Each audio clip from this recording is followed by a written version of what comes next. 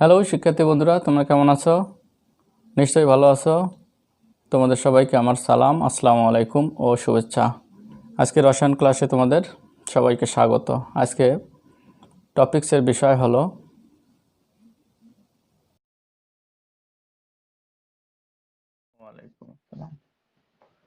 এই প্রশমন বিক্রিয়া। তাহলে যে বিক্রিয়া অ্যাসিড আর ক্ষার বিক্রিয়া করে লবণ পানি উৎপন্ন করে তাকে প্রশমন বিক্রিয়া বলে।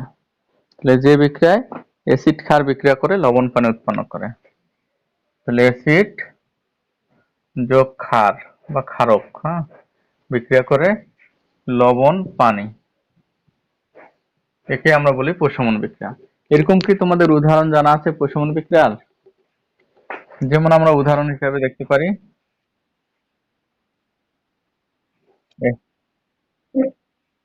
সোডিয়াম ক্লোরাইড, না হ্যাঁ, সোডিয়াম ক্লোরাইড আর পানি, এই হলো প্রশমন বিক্রিয়া। তো এই যে মাথায় এটা হচ্ছে, তাহলে অম্লমিতি আমরা কাকে বলবো? অম্ল মানে হচ্ছে অ্যাসিড, মিতি মানে পরিমাপ, অর্থাৎ অ্যাসিডের ঘনমাত্রা পরিমাপ করব যে প্রশমন বিক্রিয়া দ্বারা, তাকেই বলা হচ্ছে অম্লমিতি। তা এই কাজটা করতে গেলে আমাদের দরকার হচ্ছে কি, কোনো একটি পরিমাণ ক্ষার দ্রবণ দ্বারা অজানা ঘনমাত্রা অ্যাসিড দ্রবণের ঘনমাত্রা নির্ণয় করার পদ্ধতিকে বলা হচ্ছে অম্লমিতি। উপযুক্ত নির্দেশকের উপস্থিতিতে কোনো একটি পরিমাণ ক্ষার দ্রবণের সাহায্যে অজানা ঘনমাত্রার অ্যাসিড দ্রবণের ঘনমাত্রা নির্ণয় করার পদ্ধতিকে অম্লমিতি বলে। ক্ষারমিতিটা তাহলে কি হবে বলো তো?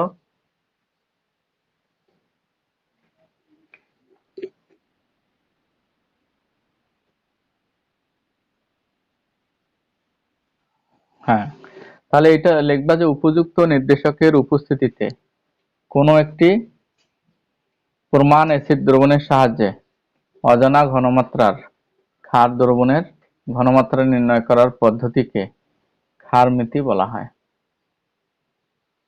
উপযুক্ত নির্দেশক থাকতে হবে কিন্তু, না হলে তুমি বিক্রিয়াটা কখন শেষ হলো এটা বুঝতে পারবে না। যেমন আমরা যদি এরকম বলি, অক্সালিক অ্যাসিড নাম শুনছো? এই যে এটা অ্যাসিড, অক্সালিক অ্যাসিড। এই অক্সালিক অ্যাসিডটার সাথে আমরা অক্সালিক অ্যাসিডের সাথে যদি সোডিয়াম হাইড্রোক্সাইডের বিক্রিয়া ঘটাই, তাহলে কি হবে? সোডিয়াম অক্সালেট আর পানি হবে,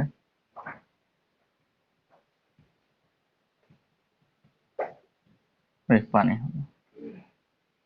তো এটা বোধহয় কোনো এক জায়গায় 2 দিতে হবে, এই জায়গায় 2 দিতে হবে, পানির জায়গায় 2। তাহলে এই ধরনের বিক্রিয়াকে আমরা বলবো, তাহলে এইটা প্রমাণ, হ্যাঁ এটা প্রমাণ, এটা অজানা। যদি আমরা মনে করি সালফিউরিক অ্যাসিডের সাথে সোডিয়াম হাইড্রোক্সাইডের বিক্রিয়া ঘটালাম, তাহলে হবে সোডিয়াম সালফেট প্লাস পানি। তো দেখো এইটা যদি প্রমাণ হয়, তাহলে অ্যাসিডটা প্রমাণ, ক্ষারটা অজানা, তাহলে এই প্রমাণ দ্বারা অজানার ঘনমাত্রা নির্ণয় করার পদ্ধতিকে আমরা বলতেছি ক্ষার মিতি। তাহলে অম্লমিতি কাকে বলে, ক্ষারমিতি কাকে বলে, বিষয়টা ক্লিয়ার? হ্যাঁ, এখন প্রমাণ দ্রবণ কাদের তৈরি করা যায়? যেগুলো প্রাইমারি স্ট্যান্ডার্ড পদার্থ, সেগুলো প্রমাণ দ্রবণ তৈরি করা যায়। এটা প্রথম অধ্যায়ে তোমাদের বলছিলাম যে পদার্থগুলোকে বিশুদ্ধ অবস্থায় পাওয়া যায় সেগুলো প্রমাণ দ্রবণ তৈরি করা যায়, যেগুলো বিশুদ্ধ অবস্থায় পাওয়া যায় না সেগুলো প্রমাণ দ্রবণ তৈরি করা যায় না। তবে ওদেরকে একটা বিশুদ্ধ মানে প্রাইমারি স্ট্যান্ডার্ড পদার্থের সাথে বিক্রিয়া ঘটিয়ে তার ঘনমাত্রা নির্ণয় করা যায়, অর্থাৎ প্রমাণ দ্রবণে পরিণত করা। যে উপযুক্ত নির্দেশকের উপস্থিতিতে কোনো একটি অজানা ঘনমাত্রার অ্যাসিড বা ক্ষার দ্রবণের সাহায্যে একটি জানা ঘনমাত্রার অ্যাসিড বা ক্ষার দ্রবণের বিক্রিয়া ঘটিয়ে অজানা ঘনমাত্রার দ্রবণটির ঘনমাত্রা নির্ণয় করার পদ্ধতিকে টাইটেশন বলে। যেহেতু এটা অ্যাসিড ক্ষার টাইটেশন, তাহলে এটাকে অম্ল ক্ষারক টাইটেশনও বলা হয়ে থাকে। তো টাইটেশন করার পদ্ধতিটাও তোমাদের বোধহয় শেখানো হয়েছে, তাই না, টাইটেশন করার সময়? তো যাই হোক, আমরা এখন প্রশমন বিক্রিয়ার ক্ষেত্রে কোনো একটা অ্যাসিড দ্রবণের সাথে আরেকটা অ্যাসিড দ্রবণে আমরা ঘনমাত্রা নির্ণয় করার সিস্টেমটা শিখব। তো যদি এরকম একটা হয়, ধরে নিলাম বিক্রিয়াগুলো সবসময় কিন্তু সমতা করতে হবে। তাহলে টাইট্রেশনের সময় থাকতে হবে, টাইট্রেশন গুলো কয়েক প্রকার এটাও বলছিলাম।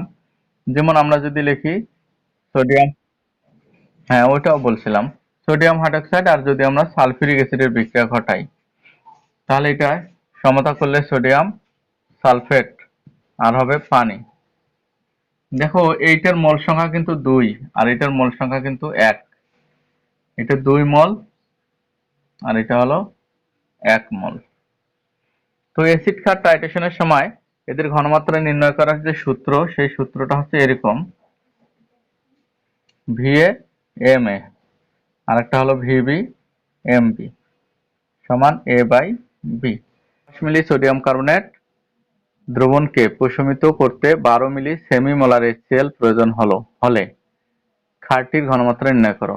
তাহলে দেখো অ্যাসিডটার ঘনমাত্রা, প্রমাণ দ্রবণ কোনটা এখানে বলো তো?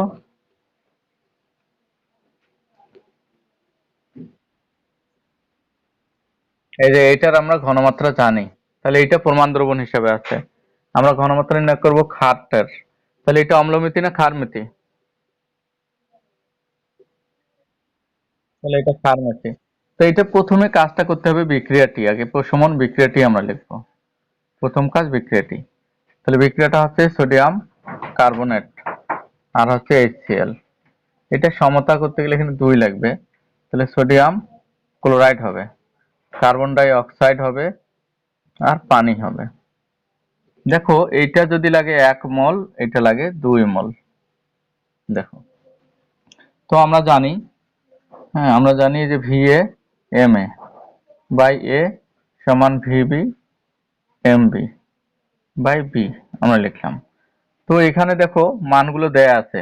অ্যাসিডের কিন্তু কি দেয়া আছে, এই যে অ্যাসিডের আয়তন দেয়া আছে, ঘনমাত্রা সেমি মোলার দেয়া আছে। তাহলে অ্যাসিডের VA সমান 12 মিলি, তারপর হচ্ছে ঘনমাত্রা MA সমান সেমি মোলার মানে হচ্ছে 0.5 M। আচ্ছা এবার অ্যাসিডের মোল সংখ্যা, এই যে এটা হচ্ছে মোল সংখ্যা, মোল সংখ্যা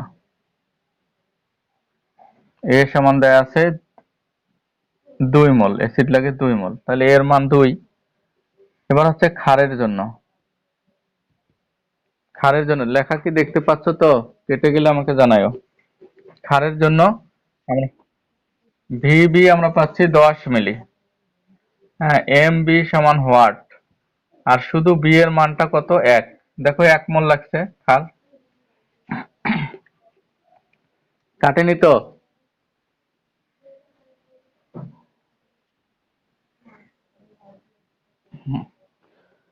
এবার তোমরা লক্ষ্য করো, অতএব আমরা লিখতে পারি, এখানে যদি আমরা শুধু বের করি MB আমরা বের করব। তো MB বের করলে এগুলো একটু হিসাব করে মিলাই দেই, VA MA আর B ইন্টু B, নিচে থাকবে VB ইন্টু A। তো এই মানগুলো আমরা জাস্ট বসাবো, তোমরা একটু বসিয়ে দেখো কত আসে। 12 গুণ 0.5 ইন্টু 1, তারপর হচ্ছে 10 গুণ 2, কত হয়? এই যে একটু এই যে গুছিয়ে লিখলে এইভাবে ভাষাগুলো মিলাই নেবা, নিলে 0.3 আসে তোমাদের সর্বশেষ, এই 0.3 আসলো। তো এটা হলো ওই প্রশ্নটির সমাধান। এরপর আমরা আরেক, যে আমি আরেকবার বলি, প্রশ্নটা হচ্ছে 10 মিলি 0.105 এম সোডিয়াম কার্বনেট দ্রবণকে প্রশমিত করতে 10.5 মিলি HCl প্রয়োজন হলো। তাহলে এখানে কিন্তু HCl টার ঘনমাত্রা দেয়া নাই, এই অ্যাসিডটির ঘনমাত্রা নির্ণয় করতে বলছে।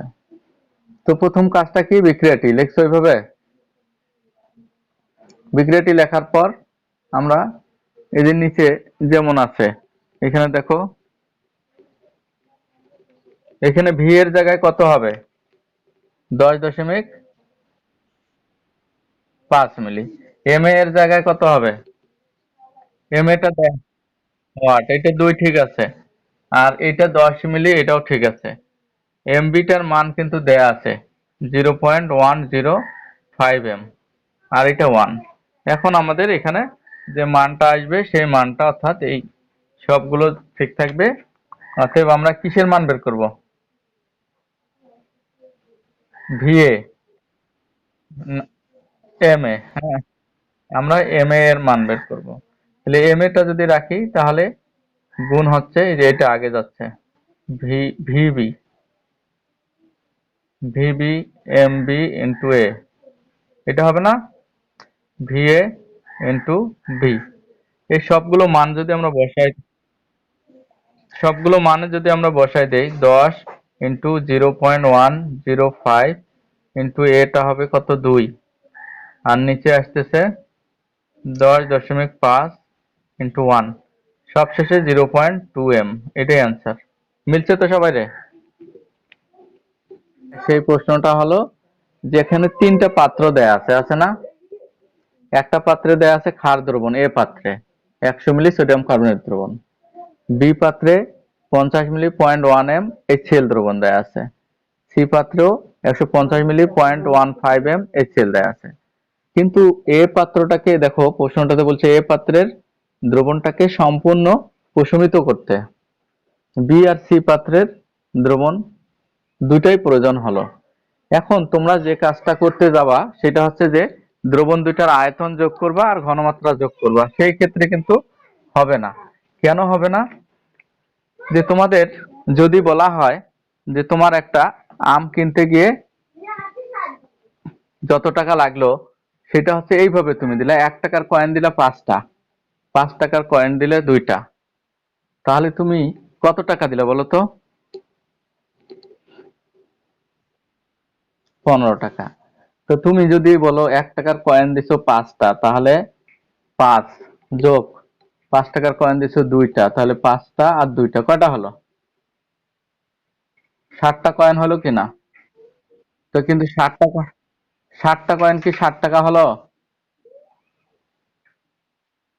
না, হলো না। তুমি যে কাজটা, তোমরা যে যোগটা করতেছো সেই কয়েনের যোগফল হয়ে গেছে। তার প্রকৃত যে ভ্যালুগুলোর যোগফল হয় নাই।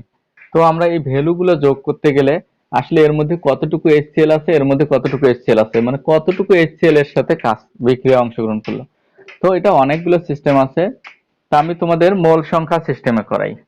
আগে আমি করাতাম ইকুইভ্যালেন্ট সিস্টেমে, এখন তোমাদের যেটা করাবো আমরা মোল সংখ্যা সিস্টেমে করবো। ইকুইভ্যালেন্টও কোনো এক সময় শেখাবো। তাহলে মোল সংখ্যা সিস্টেমে যদি আমরা করতে যাই, তাহলে এখানে কত মোল আছে এই কাজটা আমরা শুরুতে করব। হ্যাঁ, বি পাত্রে HCl এর মোল সংখ্যা, মোল সংখ্যা। তাহলে আমরা যদি বি পাত্রে HCl এর মোল সংখ্যা ধরলাম, এটা VB লিখলাম, ও NB, এটা হবে NB, এই N1 দিলাম। তাহলে এটা মোল সংখ্যা বের করার সিস্টেমটাকে ভি আর এস না, VS গুণ করতে হয়। ভি, হ্যাঁ বলো। না, NB মানে, আচ্ছা বি এ দিলাম। তাহলে আমরা কি করব, বি এর আয়তন আর বি এর ঘনমাত্রা আমরা লিখলাম। তাহলে বি এর আয়তন আছে কত, 50 মিলি, কিন্তু এই আয়তনটা কিসে বের করতে হয়, লিটারে না মিলিলিটারে?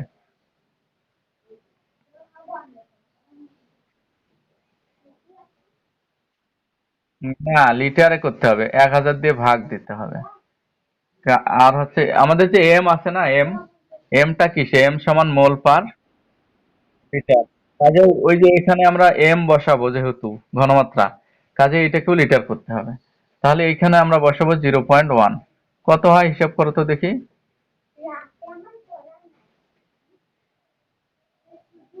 অনেক কম।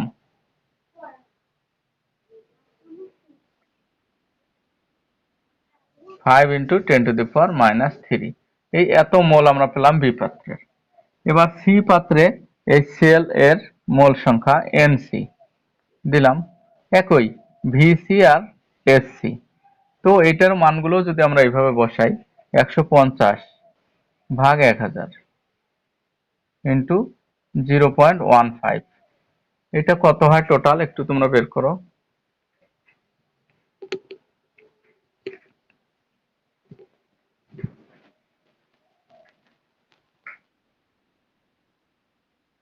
কত?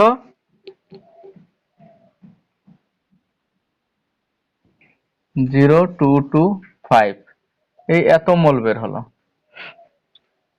তো আমাদের ওইটা ওইভাবে করতে হতো, এইটা, কারণ আমাদের এটা ফির আবার 10 টু দি পাওয়ার আসলো। এটাকে আমরা যদি লিখি তাহলে 0.005, এটা না, এত মোল। এখন আমরা যে কাজটা করব, মোট মোল সংখ্যা কত, তাহলে অ্যাসিডের মোট মোল সংখ্যা কত, এটা মিশিয়ে দিচ্ছি। তাহলে অ্যাসিডের মোট মোল সংখ্যা আমরা এই দুইটা আমরা পাচ্ছি এখন, এই মিশিয়ে দিলাম। তো অ্যাসিড দুইটা, বি আর সি পাত্রে মোট মোল সংখ্যা, বি প্লাস সি পাত্রে HCl এর মোট মোল সংখ্যা। তো আমরা পাচ্ছি 0.005 প্লাস 0.0225, কত হয় একটু হিসাব করো। 0.025 এত মোল, তাহলে টোটাল এত মোল অ্যাসিড আমাদের লেগেছে এটার সাথে বিক্রিয়া করতে। এখন আমাদের যে কাজটা হচ্ছে সেটা হচ্ছে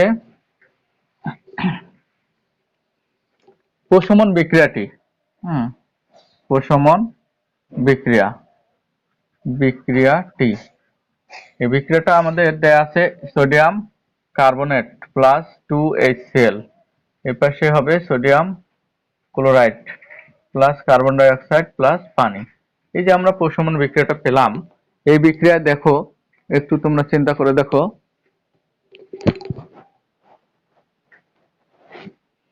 একটু চিন্তা করে দেখো যে এটা লেগেছে কত মোল, 1 মোল। এটা কত মোল লাগছে, 2 মোল লাগছে কিনা, এর 1 মোলের সাথে ওর লাগে 2 মোল। একটু চিন্তা করে দেখো, এর 1 মোলের সাথে এর লাগে 2 মোল। তো আমরা যদি এই কাজটা এখানে, আমরা যদি এই কাজটা করি যে এর 2 মোলকে প্রশমিত করে 1 মোল, অথবা এত মোলকে প্রশমিত করবে কতটুকু, সেইভাবে বলতে পারি।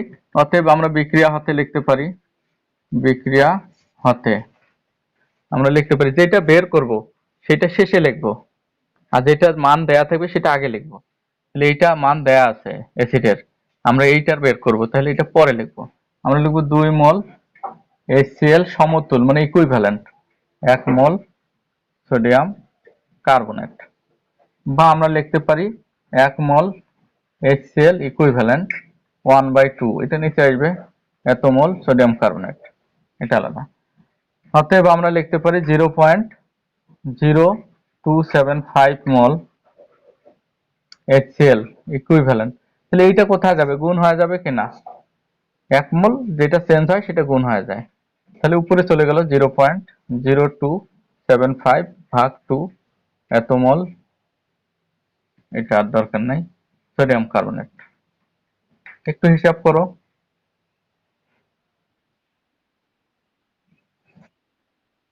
0.01375 এত মোল সোডিয়াম কার্বনেট হলো কিনা, আমরা বের করে ফেললাম।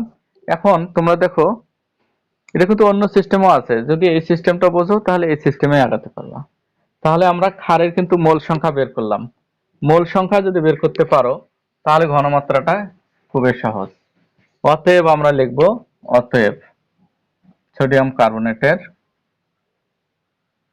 মোলার ঘনমাত্রা আমরা বের করব। হ্যাঁ, মোলার ঘনমাত্রা, বলো তো মোলার ঘনমাত্রা, সেটা হচ্ছে সোডিয়াম কার্বনেটের আমরা মোল সংখ্যা বের করছি, অলরেডি বের করিনি, এই যে এটা এখানে বের করছিলাম 0.0137 মোল, এটা বের করছিলাম, এটা তো পেয়েছো। হুম, যেহেতু আমরা মোল সংখ্যা জেনে গেছি সোডিয়াম কার্বনেট, ওই পরিমাণ অর্থাৎ এই দুইটা অ্যাসিড এর যে মোল সংখ্যা বের করছি ওই পরিমাণ মোলকে সোডিয়াম কার্বনেট দিয়ে প্রশমিত করতে গেলে সোডিয়াম কার্বনেটের এত মোল লাগবে। তাহলে এই এত মোল সোডিয়াম কার্বনেট যদি 100 মিলিতে থাকে তাহলে আমরা এটার ঘনমাত্রা কত পাবো, তাহলে সোডিয়াম কার্বনেটের মোলার ঘনমাত্রা আমরা আগেই কোনো এক জায়গায় আমি বলছিলাম আমি, যে মোলার ঘনমাত্রা বের করার সিস্টেমটা হচ্ছে কেমন, মোল ভাগ আয়তন, এটা না, মোল ভাগ আয়তন, মোলকে আয়তন দিয়ে ভাগ করলে মোলার ঘনমাত্রা পাওয়া যায়। কারণ আমরা যে মোলার ঘনমাত্রা এম লিখি, দেখো এম সমান কি আমরা লিখি, এম সমান আমরা লিখি মোল ভাগ মোল পার লিটার। এই মোল উপরে, লিটার মানে আয়তন। তো এই যে দেখো উপরে লিখলাম মোল আর নিচে আয়তন লিখলাম। আয়তনটা কিসে হতে হবে? আয়তনটা হতে হবে লিটারে। লিটারে। তো সোডিয়াম কার্বনেট এখানে যে দ্রবণটা দেয়া আছে সেই দ্রবণটা 100 মিলি। 100 মিলি। তাহলে এই যে উপরে মোল সংখ্যা তো বের করছি, এটা লিখছি এই 100 মিলি। মিলিটাকে 1000 দিয়ে ভাগ করছি, করে কি হয়েছে? লিটার হয়েছে। এখন আমরা এটা হিসাব করলে যা বের হবে এটাই অ্যান্সার। কত হয় দেখো তো?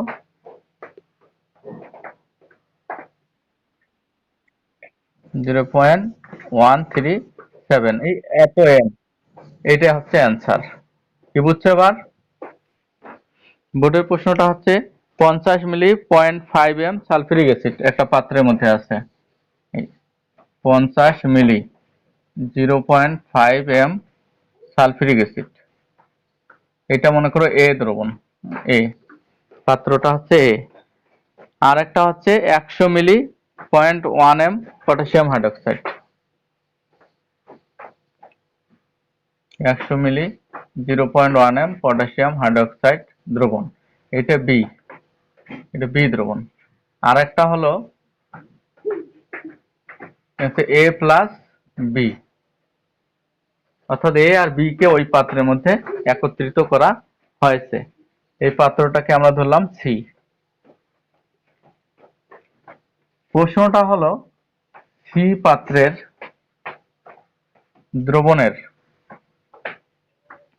সি পাত্রের দ্রবণের কি বের করতে হবে? প্রকৃতি নির্ণয় করো। হ্যাঁ, প্রকৃতি ও ঘনমাত্রা নির্ণয় করো।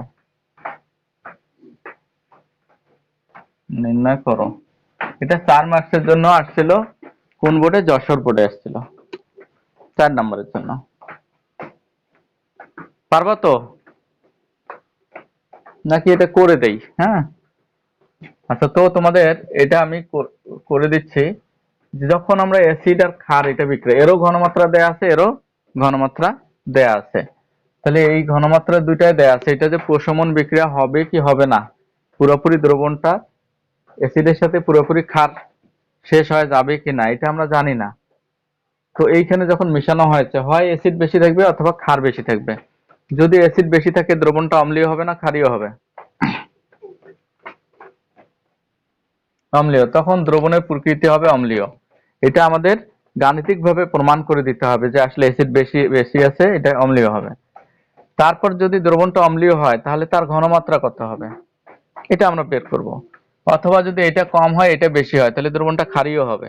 ক্ষারীয় হলে দ্রবণের প্রকৃতি হবে ক্ষারীয়, এবং এটার যে ক্ষারীয় সেটা গাণিতিকভাবে বের করে দেখাতে হবে।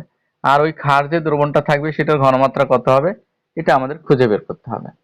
তো আমরা এটা কাজ করতে পারি, এই মোল সংখ্যা সিস্টেমে যেহেতু যাচ্ছি, আমরা এ পাত্রে সালফিউরিক অ্যাসিডের মোল সংখ্যা নির্ণয় করব। তাহলে সমাধান আমাদের শুরু হচ্ছে এ পাত্রে H2SO4 এর মোল সংখ্যা, এটা দিলাম Na। তো এটা তোমাদের জানা আছে ভিএস, যথারীতি ভিটা কিসে হয়? এই যে লিটারে, ভিটা হয় লিটারে, ভিটা লিটারে। হ্যাঁ, আর এস, এসটা হচ্ছে মোলারিটিতে। যদি ভিটা লিটারে হয় তাহলে আমাদের এখানে কত মিলি আছে? 50। এই যে 50 ভাগ 1000, এটা ছিল মিলি, এখন আমরা করলাম লিটার। ঘনমাত্রা 0.5, 0.5। তো এটা কত মোল হবে একটা হিসাব করো দেখি।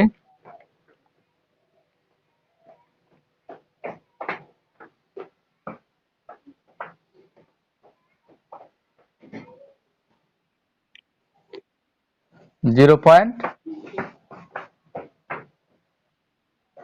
25। এই যে এত মোল হবে। হ্যাঁ, এত মোল, এটা আমরা পেলাম। তাহলে আমরা এ পাত্রে অ্যাসিডটার ঘনমাত্রা মানে মোল সংখ্যা বের করতে পারলাম। এখন আমরা এইদিকে আসি বি পাত্রে। হ্যাঁ, আমরা যদি বি পাত্রে চিন্তা, ঠিক আছে। তাহলে দেখো বি পাত্রে পটাশিয়াম হাইড্রোক্সাইড এর মোল সংখ্যা, এটা দিলাম এনবি। এটা হবে একই ভি, এটা কিন্তু লিটারে, আর এস। তো ভি এর মানটা আমাদের এখানে দেখে 100 আছে। পটাশিয়াম হাইড্রোক্সাইড 100 ভাগ 1000 ইন্টু 0.1। তাহলে কত হলো?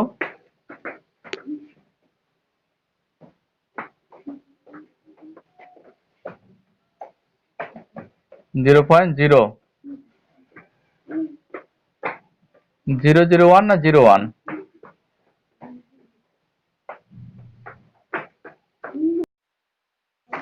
01 মোল। তো আমরা দেখো অ্যাসিডের মোল সংখ্যা বের করলাম, ক্ষারের মোল সংখ্যা আমরা বের করে ফেললাম। এখন আমাদের কাজটা হচ্ছে প্রশমন বিক্রিয়াটি। যদি আমরা এখন প্রশমন বিক্রিয়াটির কাজ করি, তাই এটা মিশিয়ে দিলাম। তাহলে প্রথমে মোল সংখ্যা বের করব, তারপর প্রশমন বিক্রিয়াটি।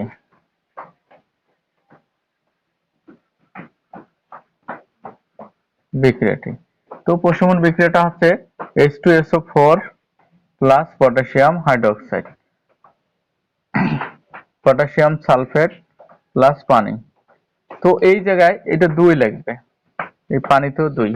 এটা যদি লাগে 1 মোল, এটা লাগতেছে 2 মোল। দেখো বিক্রিয়া সমতা করতে হবে অবশ্যই, এর 1 মোলের জন্য ওর লাগতেছে 2 মোল। এখন তোমরা একটু হিসাব করে দেখো যে ওই জায়গায় আমরা অ্যাসিডের জন্য Na টা কত পেয়েছিলাম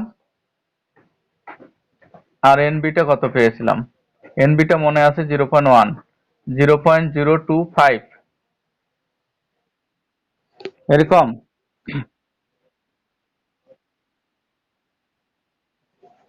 কি বলো? 0.01 এ তো হবে। হ্যাঁ 0.01 এ হবে।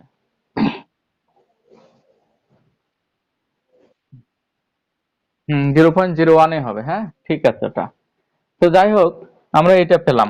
এখন আমরা একটু মনে মনে চিন্তা করব যে এর 1 মোলের জন্য লাগে 2 মোল। দেখো তো এখানে তাহলে সেই হিসেবে কোনটা বেশি থাকবে কোনটা কম থাকবে, আগে মনে মনে চিন্তা করে নেবা।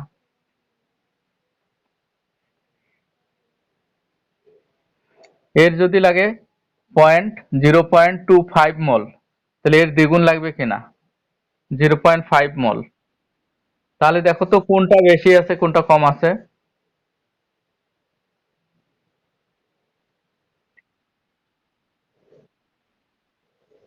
Nb টা অ্যাসিড বেশি আছে।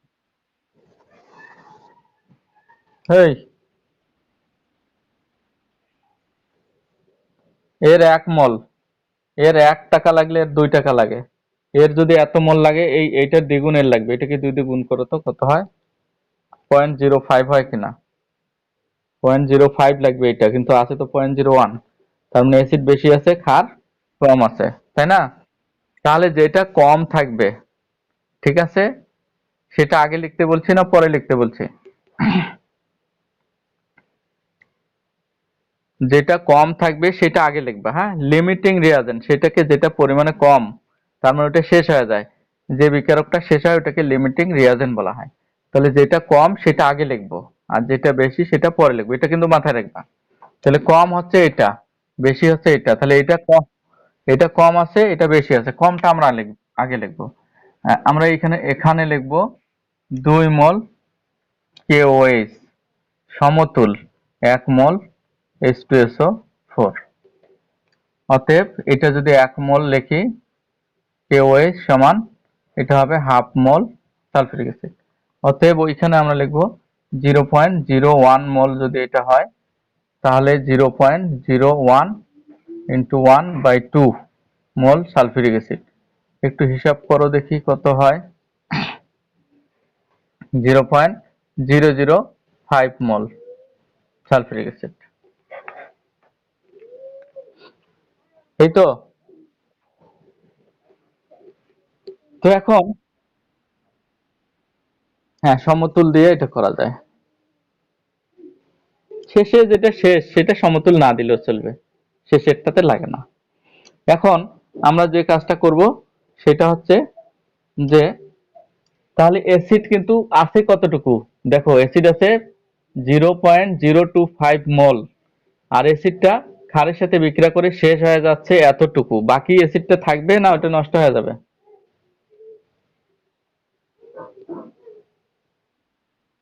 তাই নষ্ট, ওইটা তো থাকবেই।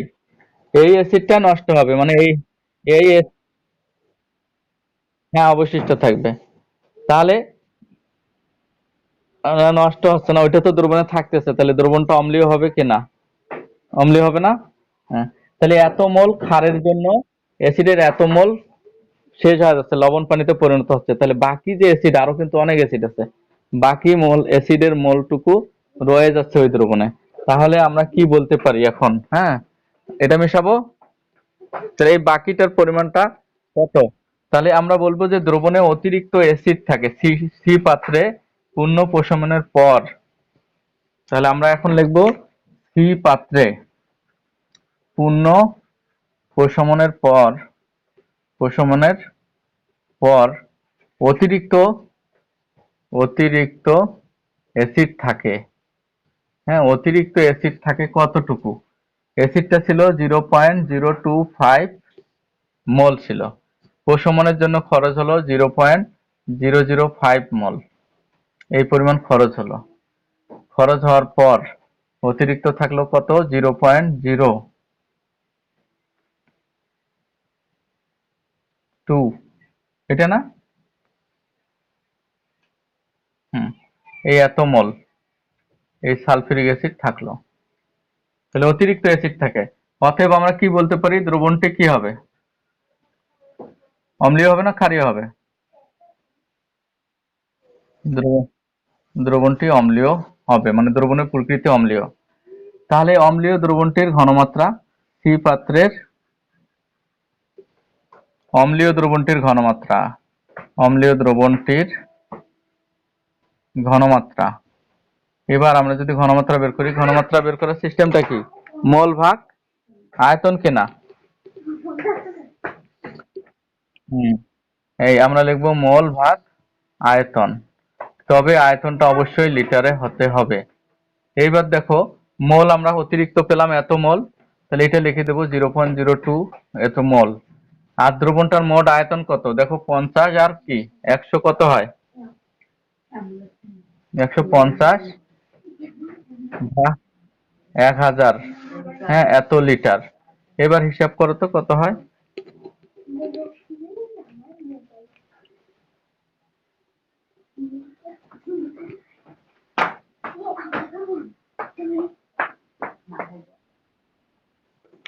আচ্ছা, 0.1,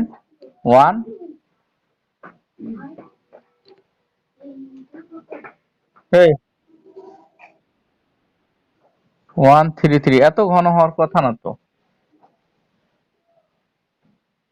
হ্যাঁ, হতে পারে, হ্যাঁ, এত এম, এটা অ্যান্সার, হ্যাঁ, হতে পারে।